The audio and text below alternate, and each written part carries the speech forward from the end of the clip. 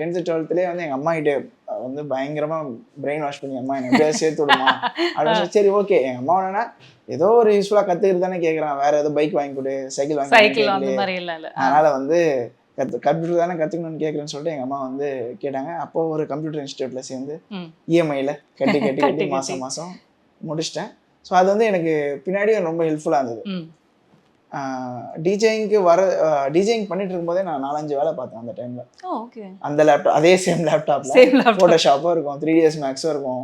Government லேப்டாப்லேயே அவ்வளோ சாஃப்ட்வேர்ஸ்லாம் வச்சு அதை முக்குற அளவுக்கு வந்து அதில் வேலை அதெல்லாம் கேட்கணும். பிகாஸ் அது ஸ்பீட்லாம் எப்படி மேனேஜ் பண்ணிட்டு இருந்தீங்க?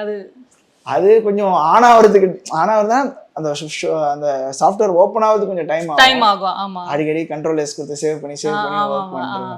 ஸோ அதனால ஓரளவுக்கு manageable. So no matter what, like இருக்கிறத வச்சு whatever we have to achieve.